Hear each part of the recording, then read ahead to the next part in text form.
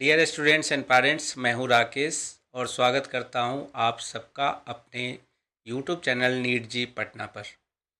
आज ये वीडियो खास उन नीट एस्पायरेंट्स के लिए जो नीट रिजल्ट आने के बाद कंफ्यूज्ड हैं कि वो अब आगे कैसे बढ़ें, अपनी काउंसलिंग किस तरीके से करें, क्योंकि ऑल इंडिया काउंसलिंग की शेड्यूल आ चुकी है। कई सारे स्टेट्स ने अपनी काउंसलिंग शुरू कर दी है और बिहार की काउंसलिंग भी जल्द ही शुरू होने वाली है। तो उनके मन में ये कन्फ्यूजन है कि अब किस तरीके से हमें आगे बढ़ना चाहिए, किस तरीके से ऑल इंडिया काउंसलिंग और स्टेट की काउंसलिंग को मैनेज किया जाए। तो इन्हीं सब कन्फ्यूजन को दूर करने के लिए मैं ये वीडियो आपके लिए खास लेकर आया हूँ। तो बने रहिए हमारे इस वीडियो में अंत तक। और एक रिक्वेस्ट, अगर आप मेरे चैनल पर नए हैं तो इस चैनल को सब्सक्राइब करें ताकि समय समय पर आपको नीट से जुड़ी हुई, नीट काउंसलिंग से जुड़ी हुई सारी अपडेट्स मिलती रहे। तो चलिए शुरू करते हैं। दोस्तों, सबसे पहले ये समझना जरूरी है कि नीट काउंसलिंग क्या होती है।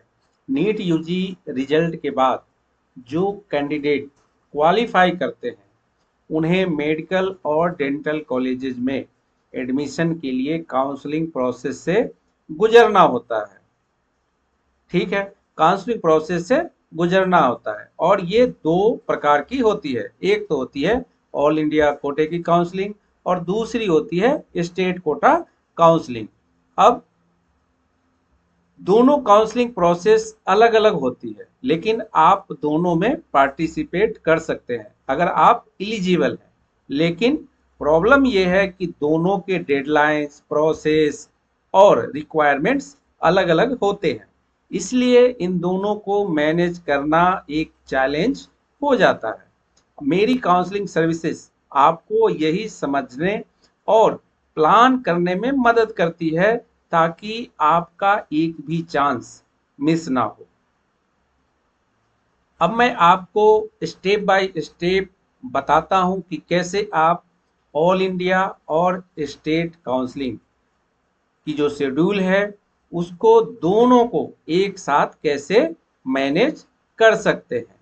अब सबसे पहली बात यह है कि जैसे ही ये नीट का रिजल्ट आ गया है तो मुझे विश्वास है कि आपके जो मन में डाउट्स थे कि आप नीट क्वालिफाई हैं या नहीं है वो क्लियर हो गया होगा। लेकिन मैं फिर से आपको बताना चाहता हूं कि अगर आप यूआर के हैं तब आपका कट ऑफ परसेंटाइल 50 परसेंटाइल होना चाहिए था और आपके मार्क्स अगर 144 से ऊपर हैं, 144 और 144 से ऊपर हैं, तब आप काउंसलिंग में पार्टिसिपेट कर सकते हैं। वहीं अगर आप ओबीसी, एससी, एसटी के स्टूडेंट हैं तब आपके मार्क्स 113 से ऊपर होना चाहिए। अब यहाँ पे मैं एक टिप देना चाहता हूँ कि अपने नीट का जो स्कोर है और जो रैंक है उसके हिसाब से कॉलेज का जो प्रीवियस ईयर्स के लास्ट 4 to 5 years के जो डाटा होते हैं उसको चेक करिए और हम आपको यही एनालिसिस प्रोवाइड करते हैं कि किस तरीके से आपको कॉलेज का चयन करना है ताकि वो कॉलेज आपका डिजर्विंग कॉलेज हो। अब स्टेप 2 पे आते हैं। स्टेप 2 क्या है? Registration process. जैसा कि मैंने बताया था आपको, ऑल इंडिया काउंसलिंग और स्टेट कोटा काउंसलिंग के लिए अलग अलग रजिस्ट्रेशन करना होता है। ऑल इंडिया काउंसलिंग एमसीसी के ऑफिशियल वेबसाइट mcc.nic.in पर रजिस्टर करना होता है और उसमें जाकर आपको अपने नीट का रोल नंबर, रजिस्ट्रेशन नंबर और बहुत सारी पर्सनल डिटेल्स फिल करनी होती है। जो सिक्योरिटी अमाउंट है, जो रजिस्ट्रेशन अमाउंट है वो पे करना होता है और आप काउंसलिंग के लिए खुद को रजिस्टर करते हैं ऑल इंडिया काउंसलिंग के लिए। सेम स्टेट कोटा काउंसलिंग अगर आप कराना चाहते हैं तो अपने स्टेट का जो ऑफिशियल काउंसलिंग पोर्टल होता है उस पे जाकर आपको रजिस्टर करना होता है।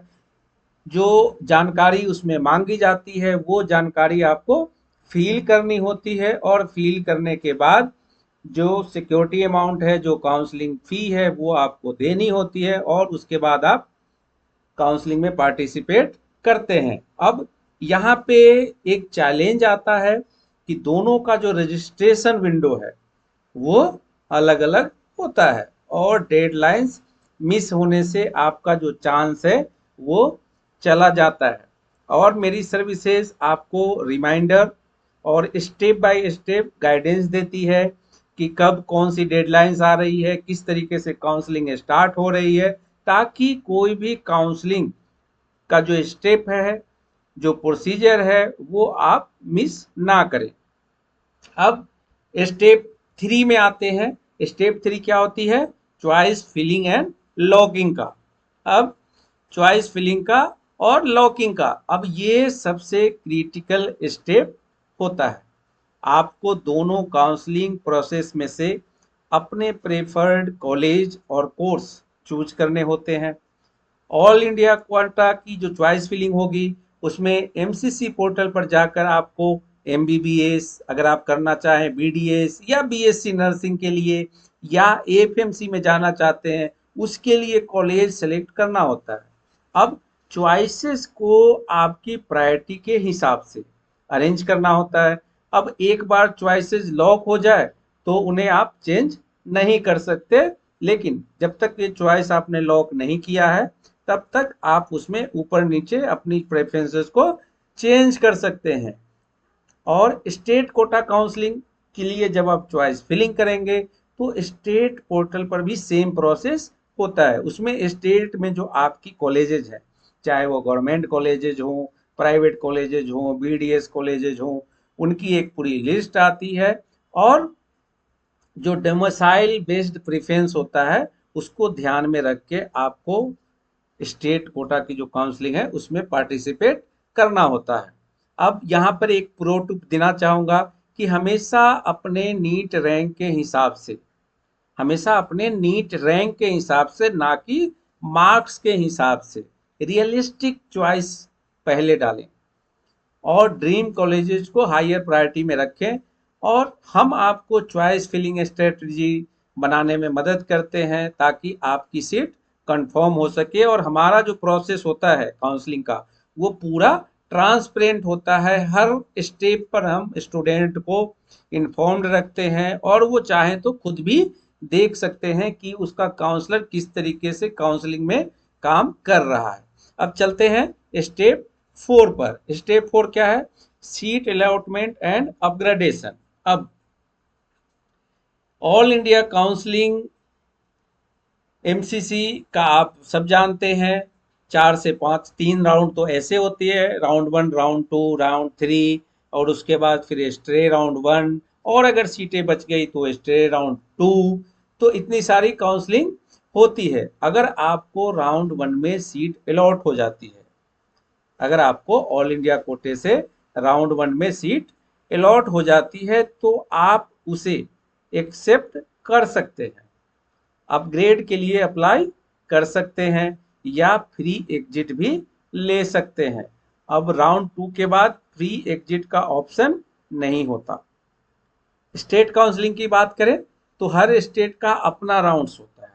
बिहार में राउंड्स अलग चलेंगे, राउंड 1 राउंड 2 की डेट्स। यूपी के अगर आप हैं तो वहाँ की जो स्टेट कोटा की जो काउंसलिंग की डेट्स होगी, जो राउंड 1 राउंड 2 और बाकी जो राउंड्स हैं उनकी वो डेट्स अलग होंगी। तो यहीं पे कंट्राडिक्शन होता है और बच्चे के मन में ये रहता है कि अब मैं किस तरीके से आगे बढ़ूं। अगर आपको ऑल इंडिया कोटा में सीट मिल जाती है और आप उसे स्वीकार कर लेते हैं, आप उसे एक्सेप्ट कर लेते हैं, तब आप स्टेट कोटा के अगले राउंड में भाग नहीं ले सकते। मुझे उम्मीद है कि आपको बात समझ आ रही होगी। मान लीजिए आप बिहार से हैं और आप ऑल इंडिया कोटे के थ्रू कॉलेज का चयन कर रहे हैं और आपको कॉलेज अलॉट हो गया साउथ का। साउथ का कोई कॉलेज अलॉट हुआ है राउंड 1 में और आपने उस कॉलेज में जाकर एडमिशन की पूरी प्रक्रिया समाप्त कर ली राउंड 1 में, ठीक है। राउंड 1 में आपने एडमिशन की पूरी प्रक्रिया समाप्त कर ली। साइमल्टेनियसली आपने बिहार काउंसलिंग के लिए भी अप्लाई कर रखा था और बिहार कोटे के थ्रू, आपका जो स्टेट कोटा है उसके थ्रू आपको पीएमसीएच, आईजीएमएस या कोई और जो आपके दिल में कॉलेज था डीएमसीएच वो अलॉट हो गया। तब आप उस स्टेट के कॉलेज पर अपना दावा नहीं कर सकते, क्योंकि आपने ऑलरेडी ऑल इंडिया कोटे से सीट ले ली है। तो इन बातों का ध्यान रखना होता है काउंसलिंग के दौरान। अब चलते हैं हम स्टेप 5 पर। अब ये जो चार्ट, उससे पहले मैं एक चार्ट दिखाना चाहता हूँ स्टेप 5 पे, अब बाद में चलेंगे। तो जो फर्स्ट राउंड की काउंसलिंग होगी उसमें राउंड 1 में जब आप चॉइस फिलिंग करेंगे तो ये हो सकता है कि आपको सीट मिल जाए। तो अब आपके पास ऑप्शन होते हैं कि आप जाकर उस कॉलेज में रिपोर्ट कर दें और जो एडमिशन की पूरी प्रक्रिया है उसको वहीं पे ख़त्म कर दें, या आपके पास ऑप्शन होता है कि आप अपग्रेडेशन के लिए अप्लाई करें। दूसरा, आप चाहें तो जो भी कॉलेज आपको अलॉट हुआ था उससे आप फ्री एग्जिट हो सकते हैं।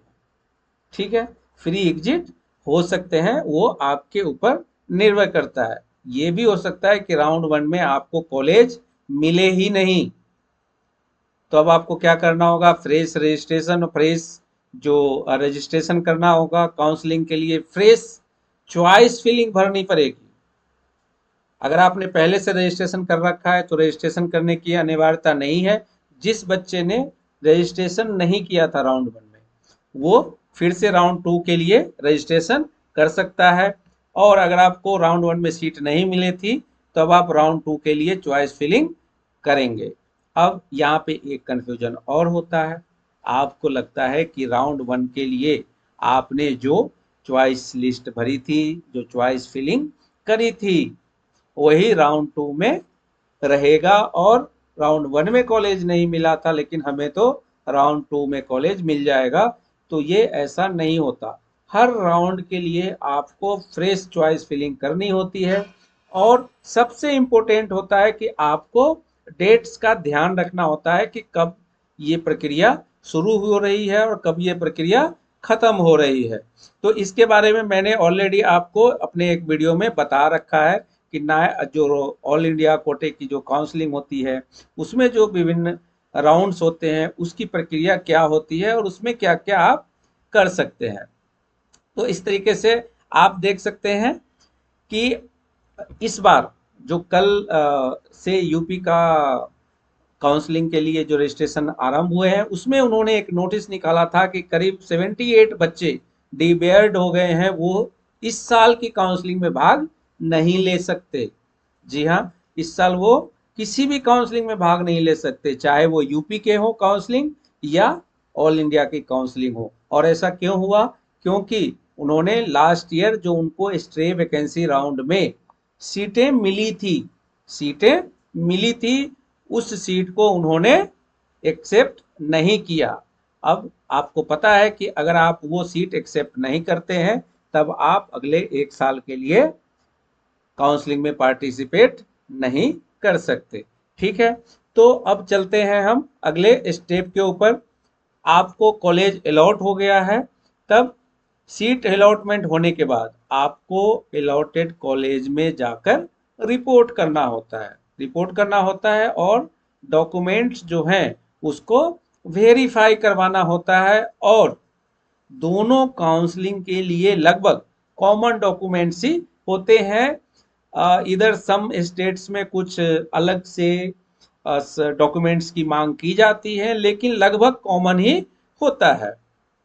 अब हम देखते हैं सबसे पहले जो डॉक्यूमेंट्स है वो क्या क्या होता है। Allotment letter issued by MCC, admit cards of exam issued by NTA, result rank card letter issued by NTA, date of birth certificate, class 10 certificate, class 10+2 certificate, 10+2 की marksheet, 8 passport size photo, proof of identity और category certificates. इसके बारे में मैंने detailed video already बना रखा है। आशा करता हूं कि आप लोगों ने उस वीडियो को देखा होगा।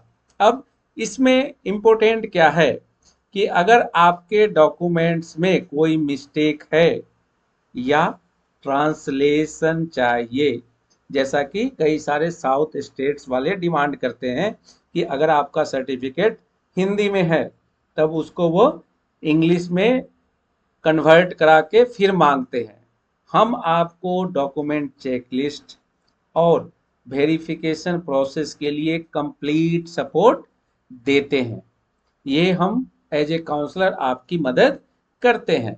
अब इसमें एक और प्रो टिप है कि candidates without original certificates documents shall not be allowed to take admission in allotted medical या डेंटल कॉलेज या बीएससी नर्सिंग कॉलेज।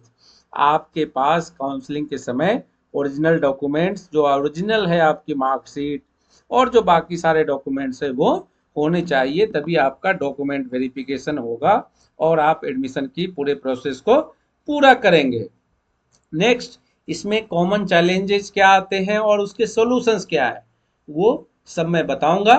तो देखिए, सबसे पहले क्या होता है, क्लैशिंग डेडलाइंस। मैंने बताया था ऑल इंडिया काउंसलिंग की डेट और स्टेट की जो काउंसलिंग है, रिस्पेक्टिव स्टेट की जो काउंसलिंग की डेट्स है, उनके चॉइस फिलिंग की डेट्स हैं, उस में अलॉटेड कॉलेज में जाकर रिपोर्ट करने की डेट्स हैं, वो बहुत ही क्लैशिंग होती है। मान लीजिए कि आपको ऑल इंडिया कोटे से फर्स्ट राउंड में ही साउथ का कॉलेज मिल गया। मान लीजिए कि आप बिहार के हैं और आपको विजयवाड़ा का या तेलंगाना का कोई कॉलेज मिल गया या आंध्रा का मिल गया या तमिलनाडु का कोई कॉलेज मिल गया। ठीक है, आप जाकर उस कॉलेज में एडमिशन ले लेते हैं और उसके बाद आपको बिहार कोटे से या आपके स्टेट कोटे से कोई और कॉलेज अलॉट हो गया उसकी राउंड वन में ही। अब बच्चा कहाँ रहेगा उस समय, प्रैक्टिकली देखिए, बच्चा उस समय रहेगा तमिलनाडु में, तमिलनाडु के कॉलेज में अपना एडमिशन प्रोसेस करवा रहा होगा। उस समय जब वो बच्चा तमिलनाडु में होगा, उस समय उसकी रिजल्ट किसकी आएगी, काउंसलिंग की राउंड वन की, बिहार की। और बिहार में उसे कोई अच्छा कॉलेज अलॉट हो गया है राउंड वन के लिए। अब बच्चा कंफ्यूज है और वो जो डेट्स होती है ना, वो 3 से 4 दिनों की होती है। अब बच्चे को वहां से अपने जो डॉक्यूमेंट्स ऑलरेडी जमा कर रखा है वो लेकर कॉलेज से वापस रिलीविंग लेटर लेके फिर बिहार आएगा। या कई बार क्या होता है कि बच्चा राउंड वन में जब कॉलेज अलॉट हो जाता है ऑल इंडिया कोटे में, तब वो अलॉटेड कॉलेज में साउथ में जाके या कहीं भी अलॉट हुआ है भारत के किसी भी राज्य में, तब वहां जाकर वो लास्ट डे तक वेट करता है कि इस बीच तक बिहार की या जो उसकी रिस्पेक्टिव स्टेट है उसका अलॉटमेंट लेटर आ जाए। अब कई बार होता क्या है, लास्ट डेट तक बिहार की जो राउंड वन की अलॉटमेंट लेटर है वो नहीं आती। वो आती कब है, जब वो राउंड वन की डेट समाप्त हो जाती है ऑल इंडिया की, उसके बाद आती है। अब यहीं पे असली क्लैश शुरू हो जाता है और बच्चे के अंदर स्ट्रेस और कंफ्यूजन होता है कि अब मुझे किस तरीके से आगे बढ़ना चाहिए। कई बार बच्चे इसी चक्कर में उनका जो पसंदीदा कॉलेज बिहार में मिल रहा था या किसी और स्टेट में मिल जाता, तो उनको साउथ के किसी कॉलेज में या उनका जो मन नहीं था, जो उनका डिजर्विंग कॉलेज नहीं था, उसमें एडमिशन लेकर पढ़ाई अपनी करनी होती है। दूसरी क्या होती है, चॉइस फिलिंग का कंफ्यूजन। अब स्टूडेंट्स अक्सर क्या करते हैं, गलत चॉइस डाल देते हैं, गलत चॉइस डाल देते हैं या प्रायोरिटी सेट नहीं कर पाते कि उन्हें किस तरीके से आगे बढ़ना है। देखिए होता क्या है, प्रैक्टिकली जो हम देखते हैं या कई बच्चों से हम बात करते हैं, पेरेंट्स से बात करते हैं, तो एक बात हमें समझ में आती है कि बच्चे जो अपने कोचिंग सेंटर में है या अपने दोस्तों से पूछ के कि वो कौन सा चॉइस फिल कर रहा है, उस तरीके से ही वो चॉइस फिलिंग कर लेते हैं और अपना जो नीट रैंक है, जो उनका खुद का नीट का रैंक है, उसके हिसाब से कॉलेज का जो पास्ट कटअप का जो डाटा था लास्ट 4 to 5 ईयर्स का या एटलीस्ट लास्ट 2 to 3 ईयर्स का डाटा, वो नहीं देखते हैं। और जो उनके दोस्तों ने भरा होता है या कहीं से देख लिया सुन लिया, उसके हिसाब से वो अपनी चॉइस फिलिंग कर देते हैं और कई बार वो इस चक्कर में, बॉन्ड के चक्कर में फंस जाते हैं। कई बार ऐसे कॉलेज को ऑप्ट कर लेते हैं जहाँ पर जिस कॉलेज की जो इंफ्रास्ट्रक्चर है, जिस कॉलेज में जो फैकल्टीज हैं वो अच्छी नहीं होती, वो कमज़ोर होती है, वहाँ पे पढ़ाई अच्छी नहीं होती, या कई सारे जो दिक्कतें हैं वो आती है।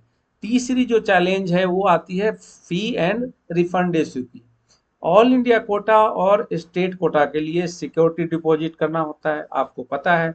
अब वो होता तो रिफंडेबल है, लेकिन आता कब है?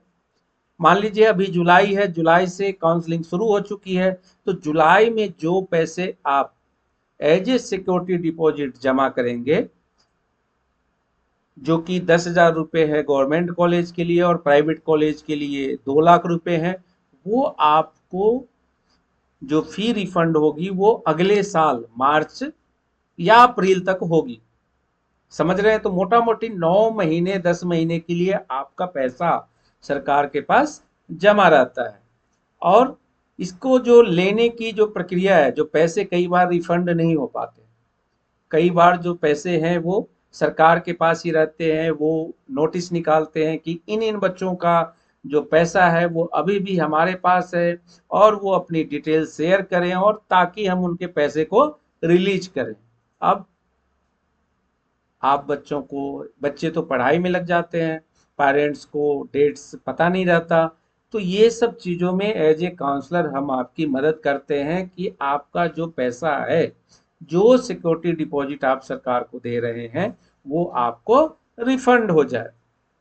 अब इसका सॉल्यूशन क्या है कि एमसीसी और स्टेट का जो पोर्टल है, उसमें जो रिफंड पॉलिसी है उसको केयरफुली पढ़ना। अब एज ए काउंसलर हम आपको स्टेप बाय स्टेप गाइड करते हैं ताकि आपका पैसा सेफ रहे, आपका पैसा ना डूबे। आपको जानकर आश्चर्य होगा कि अभी भी लास्ट ईयर के जो 200 से 250 बच्चे हैं, उनके पैसे रिफंड नहीं हुए। बिहार के लिए भी और ऑल इंडिया कोटे के थ्रू भी जो कई सारे बच्चे हैं, लगभग 1,000 बच्चे, उन बच्चों के पैसे रिफंड नहीं हुए, उन बच्चों के पैसे सरकार के खाते में ही हैं। तो आप समझ सकते हैं कि इसमें फाइनेंशियल लॉस हुआ। कई सारे पेरेंट्स इस चीज़ को जानते नहीं कि हमारे वो पैसे वापस भी हो जाएंगे। तो कई बार जो पैसे हैं वो आपके जिस आईटी सेंटर से आप फॉर्म फिल करते हैं वहाँ पे चला जाता है, कई बार वो अपने अकाउंट से करते हैं तो वो उनके अकाउंट में आ जाता है और आपको पता नहीं चलता। एज ए काउंसलर हम यही सर्विसेज देते हैं। हम जिन भी बच्चों का काउंसलिंग करवाते हैं, उन बच्चों से यही बोलते हैं कि आप अपने अकाउंट से उस पैसे को भरिए ताकि जो रिफंड होगा पैसा, वो आपके अकाउंट में सीधा आ जाए। अब स्ट्रेस होता है बच्चों के अंदर, कंफ्यूजन होता है कि इतना बड़ा प्रोसेस देखकर कि अब कैसे करेंगे आगे, ये पूरी जो राउंड्स हैं स्टेट की, ऑल इंडिया की, कोटे की, किस तरीके से आगे हम इसमें बढ़ेंगे। अब इसका सोल्यूशन क्या है? एक रिलायबल काउंसलर आपका होना चाहिए जो आपके साथ काम करे और आपको हर स्टेप पर गाइड करे। और हमारी जो टीम है वो 24/7 सपोर्ट देती है ताकि आप कॉन्फिडेंट फील करें। मैं हमेशा गार्जियन से और बच्चों से कहता हूं कि आपने अपनी नीट की तैयारी के लिए इतने खर्च किए हैं, तब आपको जो डिजर्विंग कॉलेज है उसके चयन के लिए एक काउंसलर को हायर कीजिए। मैं ये नहीं कहता कि आप मुझे हायर कीजिए या मुझे ही हायर कीजिए, लेकिन मैं ये कहता हूं कि आप किसी न किसी काउंसलर का सपोर्ट किसी न किसी रूप में जरूर लीजिए ताकि आपका बच्चा सही कॉलेज में जाए। अब आपको मेरी काउंसलिंग सर्विसेज क्यों लेना चाहिए, इसके बारे में बात करता हूं। तो अब आप सोच रहे होंगे कि जो नीट जी पटना है उसकी काउंसलिंग सपोर्ट मैं क्यों लूं, उसके काउंसलिंग जो सर्विसेज है उसको चूज मैं क्यों करूं। तो देखिए, हम आपको सिर्फ इंफॉर्मेशन नहीं देते बल्कि एक कंप्लीट पैकेज ऑफर करते हैं। और पैकेज ऑफर क्या है हमारा, आप सबको पता भी होगा। हम जो अपनी फी है उसको आपके कॉलेज एडमिशन के बाद चार्ज करते हैं। मतलब आप निश्चिंत रह सकते हैं कि आप सही काउंसलर के पास हैं और हमारा जो सपोर्ट है वो टिल एडमिशन तक आपके साथ होता है। अब हम क्या करते हैं उसमें, सबसे पहली बात हम पर्सनलाइज्ड गाइडेंस देते हैं आपकी प्रायोरिटी के अनुसार कि आपका जो रैंक है उसके अनुसार जो आपका बेस्ट डिजर्विंग कॉलेज है उसका चयन करने में आपको मदद करते हैं। कॉलेज प्रेडिक्टर टूल के हिसाब से हम आपको पास्ट डाटा बेस्ड एनालिसिस करके देते हैं ताकि आपको पता चले कि कौन सा कॉलेज आपके लिए बेस्ट है। और बात आती है डॉक्यूमेंट सपोर्ट की, तो डॉक्यूमेंट्स प्रिपेयर करने से लेकर वेरिफिकेशन तक हम आपके साथ रहते हैं। और सबसे बड़ी बात, आप हमारी टीम से हमसे 24/7 सपोर्ट ले सकते हैं। और मैंने पहले भी बताया था कि हमारी जो फी है वो बहुत ही नॉमिनल है। आपको पूरी काउंसलिंग, जितने भी काउंसलर हैं इंडिया में, अपने बिहार में या किसी अन्य स्टेट में, इतनी कम फी पे आपको कोई भी काउंसलिंग सर्विसेज नहीं देगा। क्योंकि हमारा मिशन है कि आपका जो मेडिकल कॉलेज एडमिशन है उसकी जो प्रक्रिया है उसको स्मूथ और स्ट्रेस फ्री बनाना। आप हमारी जो व्हाट्सएप नंबर है स्क्रीन पर, उस पे मैसेज करके या हमें कॉल करके गाइडेंस ले सकते हैं कि किस तरीके से आपको हमारे साथ काउंसलिंग में काउंसलिंग सपोर्ट लेना है। आप स्क्रीन पे देख रहे होंगे कि हमारी जो फ़ी है वो बहुत ही नॉमिनल है। ये बहुत ही नॉमिनल है और प्राइवेट कॉलेज के लिए भी जो फ़ी है वो हम बहुत ही नॉमिनल चार्ज करते हैं। ठीक है। और सबसे बड़ी बात, no counselling fee, counselling charges after successful college allotment. और एक बात, लो नीट स्कोर हो, आपके कितने भी मार्क्स आए हो 144 से ऊपर अगर आपके मार्क्स हैं और अगर आप सक्षम हैं और आप चाहते हैं कि आपका बच्चा डॉक्टर बने, या अगर आप खुद ही छात्र हैं तो आप चाहते हैं कि आप डॉक्टर बने, तो आप हमारी काउंसलिंग सर्विसेज लीजिए। हम आपसे प्रॉमिस करते हैं, हम आपसे वादा करते हैं कि आपको आपके जो डिजर्विंग कॉलेज है, जो आपका सही कॉलेज है, उसको कम से कम बजट में आपको प्राइवेट कॉलेज की सीट दिलवा पाएं। अब जो भी बच्चे हमारे थ्रू काउंसलिंग हमारी सपोर्ट लेते हैं, उनको अगर वो गवर्नमेंट कॉलेज सीट उनको अलॉट होता है तो लगभग हम 5,000 रुपये की उनको एप्रोन और स्टेथोस्कोप अपनी तरफ से एज ए गिफ्ट देते हैं। और अगर वो स्टूडेंट प्राइवेट कॉलेज में एडमिशन लेता है हमारी काउंसलिंग के थ्रू, तब हम उन बच्चों को फर्स्ट ईयर एमबीबीएस की बुक एज ए गिफ्ट देते हैं जिसकी कीमत लगभग 15,000 रुपये होती है। ठीक है। अब एक प्रो टिप आपको देना चाहिए था जो आपकी काउंसलिंग जर्नी को स्मूथ बनाएगा। तो सबसे पहले अर्ली रजिस्ट्रेशन, आपको जितनी जल्दी हो सके दोनों काउंसलिंग के लिए रजिस्टर करना चाहिए हमारी काउंसलिंग सर्विसेज के साथ, ताकि जो लेट रजिस्ट्रेशन करने से क्या होता है कि आपके पास जो ऑप्शंस हैं वो मिस हो जाते हैं। और हमारी टीम जो पूरी पेपर वर्क करती है, जो आपकी पूरी पेपर को तैयार करती है, उनकी पीडीएफ से जेपीजी बनाने तक, सब कुछ अपलोड करने तक, वो प्रोसेस स्मूथ हो जाता है। और इसमें फ़ायदा क्या होता है कि इसमें गलतियां होने के चांसेस कम होते हैं और गलतियां नहीं होती है।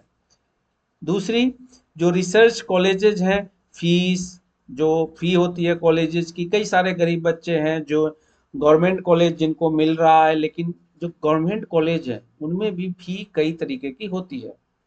किसी कॉलेज गवर्नमेंट कॉलेज की फ़ी कम होती है, किसी गवर्नमेंट कॉलेज की फ़ी ज़्यादा होती है।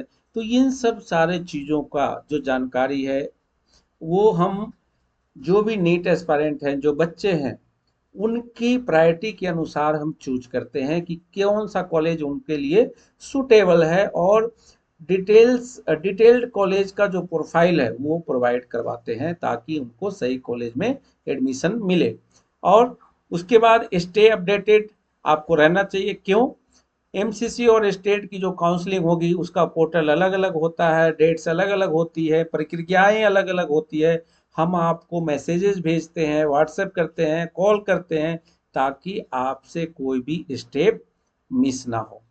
चौथी बात, बैकअप ऑप्शन हम तैयार कराते हैं अगर आपका ड्रीम कॉलेज आपको नहीं मिलता, तो प्राइवेट या डीम्ड यूनिवर्सिटीज का जो ऑप्शन है वो भी हम कंसीडर करवाते हैं। अगर आप सक्षम हैं तो वो भी कंसीडर करा सकते हैं। और सबसे बड़ी बात क्या है कि आपका मेंटल प्रिपेयर्डनेस, आपकी जो मानसिक शांति मिलती है, आप टेंशन फ्री रहते हैं कि आपकी काउंसलिंग प्रक्रिया स्मूथ हो रही है और एक सही आदमी के हाथों में है। अब कंक्लूजन इस वीडियो का और कॉल टू एक्शन। तो दोस्तों, ये था पूरा गाइड ऑल इंडिया और स्टेट काउंसलिंग को मैनेज करने का। मुझे उम्मीद है कि ये वीडियो आपके लिए हेल्पफुल रहा होगा। नीट काउंसलिंग एक कम्प्लेक्स प्रोसेस है। जितना आपको लगता है आसान है, उतना आसान होता नहीं है, उतना आसान वो है नहीं। लेकिन सही गाइडेंस के साथ आप अपना ड्रीम मेडिकल कॉलेज पक्का सिक्योर कर सकते हैं। अगर आपको ये वीडियो पसंद आया तो प्लीज़ लाइक करें इस वीडियो को, और अगर आप हमारे चैनल पर नए हैं तो इस चैनल को सब्सक्राइब करें। और अगर आपके मन में कोई सवाल है तो वो कमेंट करके हमसे पूछ सकते हैं। और हमें फॉलो करें हमारे यूट्यूब चैनल नीट जी पटना पर और फेसबुक पेज नीट जी पटना पर। मेरी टीम और या मैं खुद आपके हर सवालों का जवाब देता हूँ। ठीक है, तो आशा करता हूँ कि आपको हमने जो भी बताया वो पसंद आया होगा। तो चलिए मिलते हैं अगले वीडियो में, तब तक के लिए जय बिहार।